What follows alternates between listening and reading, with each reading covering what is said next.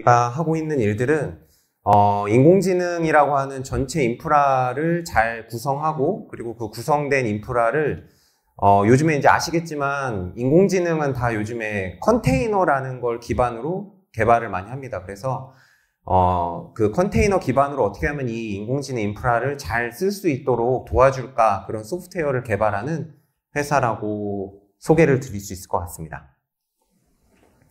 그래서 저희가 하고 있는 일들은 요 보이시면은 저 오른쪽에 이제 뭐 인공지능을 하는데 여러 가지 포인트들이 필요하지만, 저희는 이제 이런 인프라 관련된 걸 어떻게 효율적으로 쓸 것인가에 집중을 하고 있고요. 그래서 이제 여기서부터 좀 시작을 해보면, 지금 현재 인공지능이라고 하는 것들을 기업들이 이제 도입을 해야 되죠. 도입을 하기 위해서는 크게 이제 세 가지 정도가 필요한 것 같습니다. 첫 번째는 인력이죠. 그러니까 당연히 인공지능을 실제로 학습할 수 있는 인력이 필요할 거고요. 두 번째는 데이터입니다. 뭐 많이 들으셨겠지만 그냥 일반적인 모델을 가져다가 쓸 수도 있지만, 우리만의 데이터를 제너레이션 해서 거기다가 조금 추가로 이제 학습을 해가지고 우리만의 이제 새로운 어떤 인공지능을 만들어내는 일들을 하기 위해서는 당연히 데이터도 필요하게 됩니다. 그 다음에 이제 마지막으로 인프라인데요. 요 앞에 지금 인력이라든가 데이터 같은 경우에는 우리가 조금 시간을 들이고 열심히 노력을 하면 조금씩 해결을 할 수 있는 문제들입니다. 그런데 인프라를 우리가 생각을 해보면, 우리가 인프라를 열심히 노력하고 시간을 들인다고 생길까요? 그렇지는 않거든요. 그러니까 인프라라고 하는 건 결국에는 지금 현재 많은 기업들에게는 모두 다 비용과 관련된, 오롯이 비용과 관련된 문제들입니다. 그렇기 때문에 이 인프라를 어떻게 우리가 잘 쓸 수 있도록 하느냐가 매우 중요하다라는 거고요. 그럼 왜 이렇게 인프라가 중요해졌을까를 생각을 해보면, 지금 인공지능이라는 거 이전에도 우리가 그 머신러닝이라고 하는 것들이 있었습니다. 그런 것들은 원래 뭘로 했냐면은 통계적인 패턴 인식을 했어요. 그래서 걔네들이 통계적으로 어떤 유의미한 값을 이제 가지게 되면은, 우리가 이게 통계적으로 얘가 어떤 특성을 띠는구나 해가지고 이제 그런 것들을 구분을 했다라는 것들이죠. 그런데 딥러닝 시대로 넘어오면서 이 기존에 있는 통계적 패턴 인식이랑 가장 큰 차이점이 뭐냐면, 통계적 패턴 인식은 내가 인프라, 파워 이런 것들을 넣어도 인식률이 그렇게 오르지 않았다는 겁니다. 그런데 딥러닝은 뭐죠? 얘는 한마디로 컴퓨팅 파워를 넣으면 넣을수록 인식률이 올라갑니다. 그렇기 때문에 지금 정말 많은 기업들이 여기에다가 엄청난 돈을 퍼부어서 딥러닝이나 이런 인공지능을 구현을 하고 있는 것들이죠. 뭐 아시겠지만 저 오른쪽에 이제 보이는 게 컴퓨테이션 요구량입니다. 저 요구량이 정말 미친 듯이 이제 치솟고 있다라는 것들입니다. 그러다 보니까 인프라에도 당연히 좀 새바람이 불었습니다. 예전에 우리 그 인공지능, 이 딥러닝이라고 하는 이전의 시대를 생각을 해보면 서버 한 대에서 모든 어플리케이션이 돌았어요. 어떤 어플리케이션도 서버를 넘나들면서까지 굳이 그것들을 다 묶어다가 어떠한 태스크를 처리하는 경우는 거의 없었다고 해도 무방합니다. 그런데 지금 이제 인공지능 시대로 오면서 중요해진 게 뭐냐? 이제는 아까 앞서서 보여드린 것처럼 컴퓨테이션 요구량이 너무나도 늘어나다 보니까 이걸 어떻게 해야 되죠? 이제는 서버 한 대로는 안 돼요. 이것들을 묶어야 되기 시작했어요.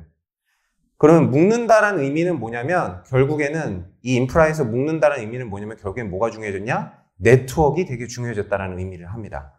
그래서 저희가 그 고객분들을 만났을 때 저희가 크게 세 가지가 이제 중요하다고 말씀을 드리는데요. 첫 번째, 여기 이제 색깔이 다른 요 이제 세 가지를 보시면 되는데, 첫 번째는 요 밑에 있는 컴퓨트 패브릭이라는 게 중요합니다. 컴퓨트 패브릭은 뭐냐면, 여기 이제 각각의 서버에, 여기 이제 각각의 서버에 이제 GPU들이 있는데요. 이 GPU들이 이제 서로 통신을 해야 되잖아요. 그런데 이제 통신을 하기 위해서는, 기존에는 어떠한 방법이 되냐면, 자기 그 GPU에 있는 메모리, GPU 메모리에 있는 데이터가 CPU 램으로 한번 옮겨지고요. CPU 램이 옮겨졌던 거를 네트워크 카드를 타고 다음 서버로 간 다음에 또 CPU 메모리로 올라간 다음에 그 다음에 GPU 메모리로 갔어요. 그렇다 보니까 이게 빠르지가 않죠. 계속 이제 중간에 장애물이 있다 보니까 그게 느려지게 됩니다. 그래서 이거 이렇게 하지 말고 우리 그냥 GPU랑 GPU끼리 통신할 수 있는 고속도로를 뚫자. 그게 컴퓨트 패브릭입니다. 여기 보이시는 컴퓨트 패브릭이라 해서 뭐 아마 인피니밴드 이런 얘기 많이 들어보셨을 거예요. 그런 것들이 GPU랑 GPU를 바로 연결하는 물리적인 통로를 뚫어놨다고 생각을 하시면 됩니다. 이게 일단 1번으로 중요해졌고요. 두 번째로 중요해진 거는 스토리지입니다. 스토리지 같은 경우에도 기존의 이 인공지능이라고 하는 거 이전의 시대에 어떤 게 중요했냐면 빅데이터 시대였잖아요. 다들 이제 빅데이터 해가지고 데이터 마트 같은 것들 이런 것들 많이 하고 그랬는데 거기에 목적은 뭐였죠? 그때 빅데이터 당시에 스토리지의 목적은 뭐였냐면 데이터를 어딘가에 적재해 놓는 용도였어요. 계속 막 생산되는 데이터들을 어딘가 스토리지에다가 적재해 놓는 용도였어요. 그리고 그걸 꺼냈을 때는 언제냐? 빅데이터 분석 플랫폼 많이 들어보셨죠? 그 분석을 할 때만 데이터를 꺼내서 분석을 하는 그런 용도로만 썼었는데 지금 여기 이제 그림을 좀 볼까요? 그러면은 지금 시대에서는 이 모든 GPU 서버가 하나의 학습 데이터를 바라봐야 됩니다. 예를 들면은 각자 내가 그 학습 데이터의 복사본을 얘가 예를 들면 100대다. 그럼 100개의 복사본을 다 내부에 가지고 있을 수 없잖아요. 그러니까 무조건 외부에다가 놔야 됩니다. 이게 뭐 여기 이제 NAS라고 표현이 되는데 NAS가 됐든 뭐 오브젝트 스토리지가 됐든 외부에 이걸 놓고 실시간으로 모든 GPU에서 데이터를 끌고 가야 돼요. 그러다 보니까 이제 중요해진 게 뭐냐면 이 스토리지와 함께 얘네들의 네트워크를 어느 정도로 구성하느냐가 인공지능 학습을 하는데 되게 중요한 포인트가 됐다라는 거예요. 그래서 두 번째 중요한 건 뭐냐? 스토리지 패브릭을 구성하는 게 중요하다. 그 다음 마지막 세 번째는 뭐냐면 네트워크, 우리가 알고 있는 그냥 이더넷입니다. 이더넷은 지금 여기에 이제 아까 제가 서두에 말씀드린 것처럼 이제는 컨테이너라고 하는 것들이 이제 막 수백 개, 수천 개씩 이 서버들에 뜨게 되는데 걔네들을 이제 효율적으로 관리해주는 기능이 필요하게 됐고요. 그걸 이제 저희 같은 경우에 쿠버네티스로 구현이 되어 있는데 요거를 어떤 마스터 서버를 두고 얘네들의 컨테이너들을 잘 오케스트레이션 해야 되는 그런 네트워크가 또 하나가 필요하게 됩니다. 그래서 이런 식으로 각각의 네트워크들이 필요한데 이것들을 현재 인공지능을 도입하시는 분들이 알 수 있냐? 사실 알기가 어렵죠. 그래서 알기가 어렵다는 게 첫 번째 허들이고 두 번째 허들은 뭐냐면 예를 들면은 요렇게 컴퓨트 패브릭 같은 요런 장비들이 새로 들어온 거잖아요. 이전엔 없었어요. GPU가 이렇게 유행하기 전에는 아예 없었던 장비였단 말이죠. 그런데 이게 이제 새로 들어오다 보니까 실제로 쓸 수 있냐는 거죠. 이게 쓰는 방법을 몰라서 쓰지 못하는 경우들이 허다하다는 거예요. 그렇기 때문에 이것들을 잘 구성하더라도 그거를 실제로 이 인프라의 각각의 컴포넌트들을 컨테이너 기반으로 잘 쓸 수 있도록 만들어주는 어떠한 것이 필요하다는 거죠. 그래서 이제 두 가지에 대해서 제가 일단 설명을 드렸고요. 그래서 저희는 이런 인프라를 어떻게 하면 효율적으로 써서 인공지능이라는 걸 할 수 있도록 도와주느냐에 그런 일들을 하고 있고요. 그러면서 지금 최근에 이제 인공지능 관련된 인프라 쪽에 그 큰 변화에 대해서 조금 말씀을 드려보려고 해요.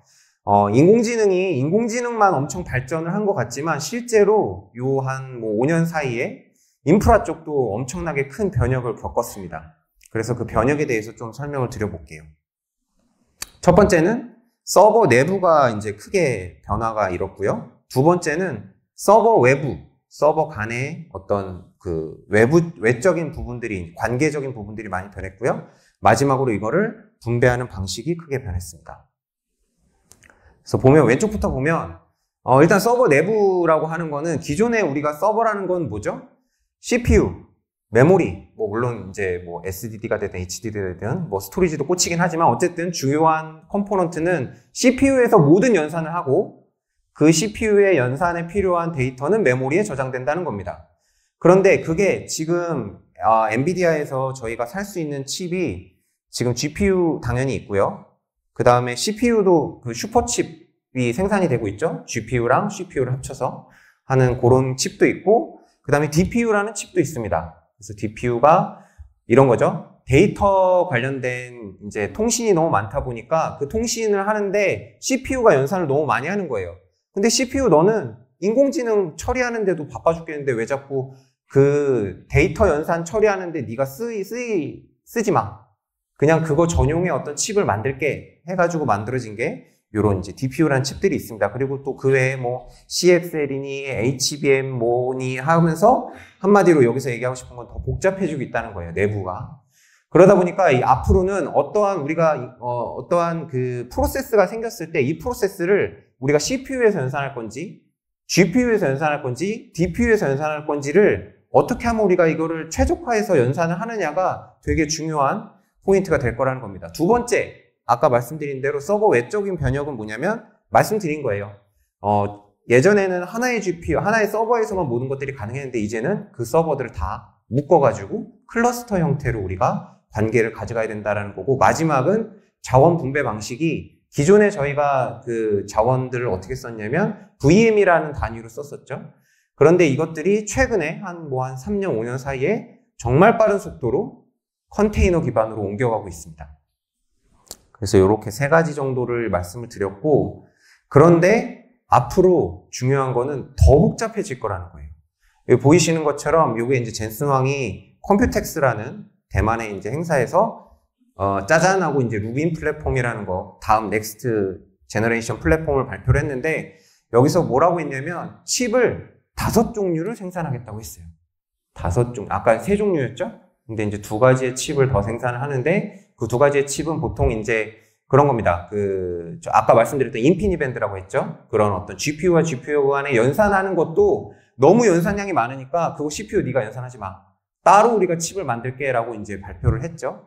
이런 것들이 결국에는 아까 말씀드린 것처럼 상당히 앞으로도 더 복잡한 변화들을 일으킬 거라는 거고, 두 번째로 여기 오른쪽에 보여드린 게 요 GB200이죠. 요 서버가, 이게 서버입니다. 제 키보다도 큰 서버인데, 여기 이제 뒤에 제가 요거를 집중적으로 보여드리려고 하는 건데, 여기 보이시면은 이게 이제 뒷면인데 여기에 케이블들이 쭉 있는 게 보이시나요? 이 케이블이 5,000개 정도 된대요. 근데 이게 다 뭐 하는 케이블이냐면 GPU와 GPU를 연결하는 케이블들이에요. 그 정도로 엄청난 연산들이 서로 이제 이걸 하나로 묶어가지고 돌리는데 들어가고 있다는 겁니다. 그러면 이것들은 앞서 말씀드린 것처럼 더 복잡해진다고 하는데, 그러면 고객분들이 혹은 그거 인공지능을 도입하시는 분들이 그걸 알고 할 수 있냐 하기가 이제 어렵다라는 것들입니다. 그래서 저희가 하는 일들은요, 초반에 말씀드린 대로 일단 1번 구성하는 게 어려워요. 전체 인프라를 내가 네트워크는 어떻게 하고 스토리지는 뭘 갖다 놓고 이런 구성하는 것 자체가 어렵기 때문에 구성을 저희가 하고요. 그 다음에 그 구성된 그 하드웨어 컴포넌트들 각각을 실제로 쓸 수 있는, 컨테이너 기반으로 쓸 수 있는 소프트웨어를 제공하는 게 저희가 하는 일들입니다. 그러면 GPU라고 하는 거를 어떻게 효율적으로 쓸 수 있을까에 대해서 좀 설명을 해보면요. 학습을 할 때에는 아시겠지만 HBAC 같은 서버들 8장 들어간 것들 3억에서 4억 원 정도 합니다.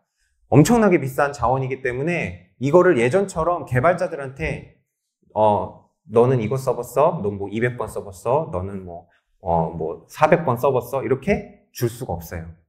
그러다 보니까 이걸 어떻게 하면은 우리가 효율적으로 많은 개발자들이 한정된 자원을 나눠서 쓰면서, 그러면서도 어떻게 하면 이거를 아까 GPU 학습을 한다고 했잖아요. 멀티 GPU를 할 수 있는 방법들을 제공할 것인가, 즉 자원을 어떻게 하면 우리가 크게 쓸 수 있을까가 중요한 부분이 학습을 할 때의 분야고요. 운영을 할 때에는 조금 포인트가 달라져요. 우리가 예를 들면 인공지능을 만들었어요. 그럼 이제 운영을 해야 되겠죠. 뭔가 서비스를 해야 됩니다. 서비스를 하려고 그러면 그 서비스를 할 때 대부분의 코스트를 차지하는 게 뭐냐? GPU 서버 비용이에요. 그래서 어떤 문제가 생기냐면 오히려 서비스가 잘 되면 잘 될수록, 트래픽이 많아지면 많아질수록 우리가 서버를 더 사야겠죠? 그 서버 더 사는 비용 때문에 오히려 적자가 날 수도 있다.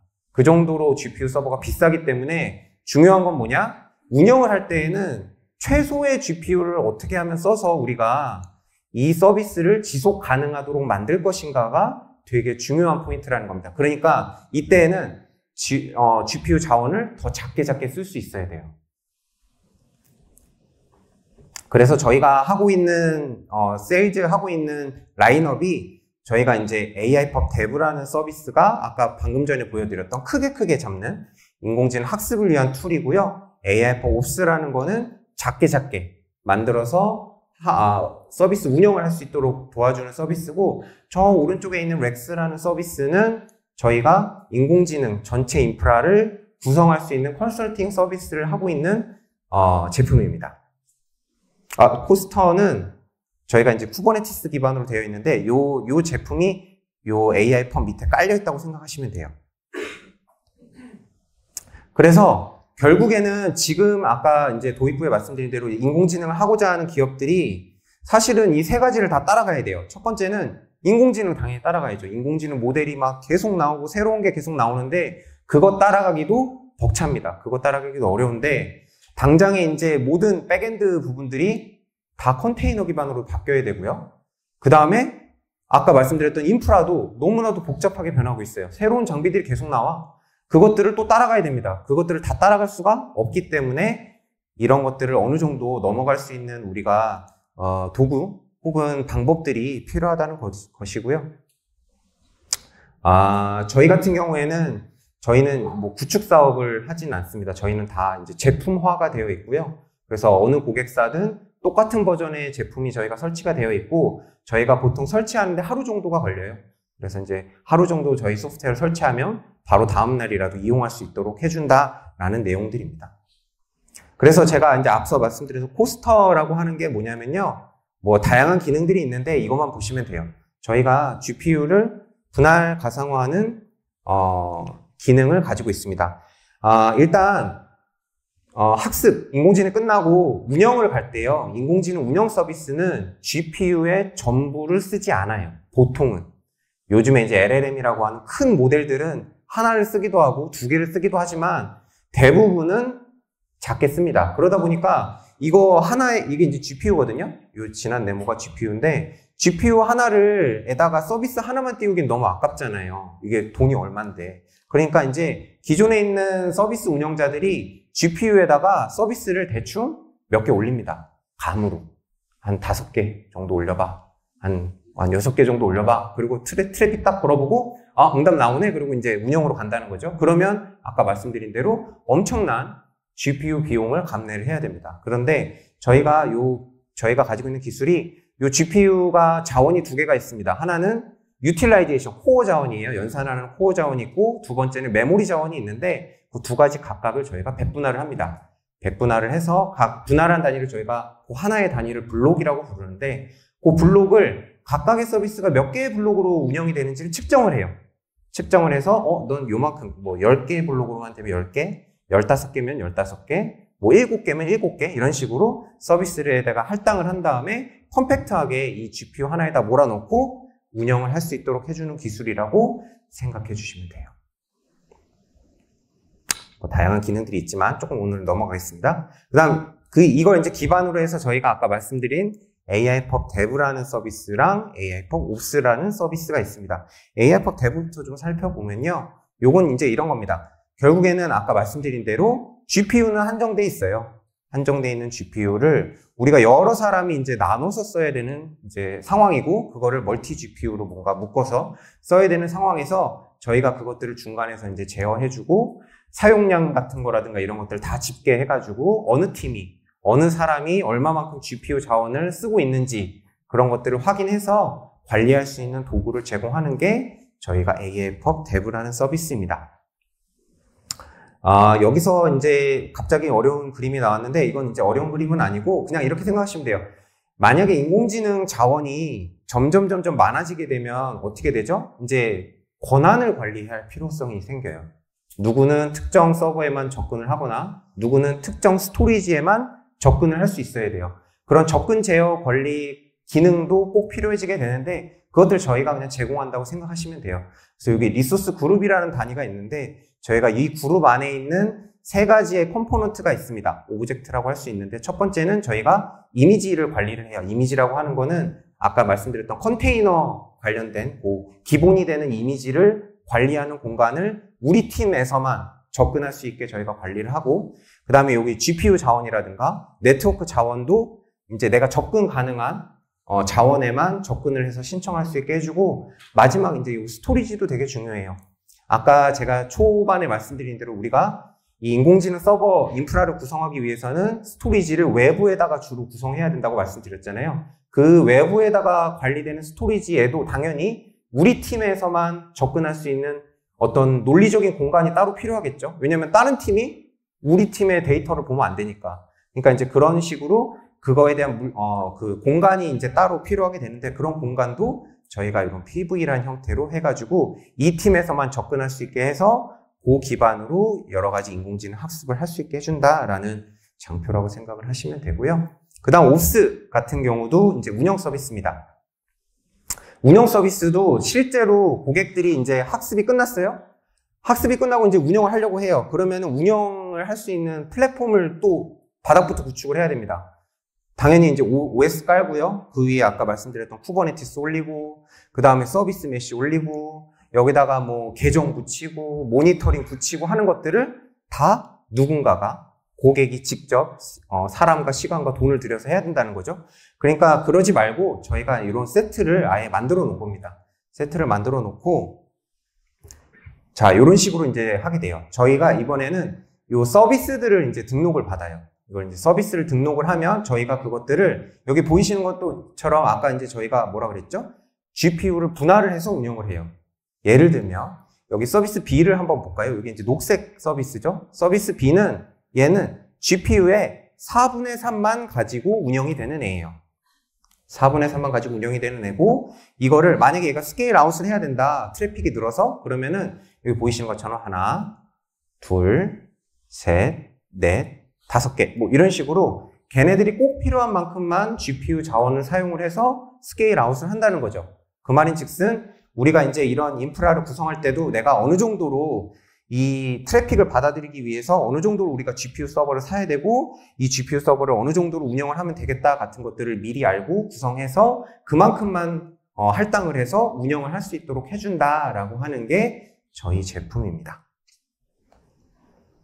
그래서 저희 뭐 그 운영 관련된 기능도 다 탑재가 돼 있어요. 그래서 뭐 HA라든가 그 다음에 로드 밸런서도 저희가 이제 다 가지고 있으니까 고객들 입장에서는 그냥 인공지능 콧 인퍼런스 서비스만 만들고 그걸 이제 저희 쪽에 등록을 해주면 알아서 운영이 되도록 해주는 기능들 갖고 있습니다. 당연히 요것들은 결국에는 제일 중요한 건 뭐냐면 저희가 뭐 다양한 운영 관련된 기능들, 편의 기능들도 많지만 결국에는 고객들한테 중요한 건 뭐냐? 내가 코스트를 줄여서 어떻게 하면은 이거를 내가 마진을 남겨서 지속 가능하게 이 서비스를 할 수 있도록 만들어주느냐가 사실은 가장 큰 베네핏이라고 말씀드릴 수 있을 것 같습니다.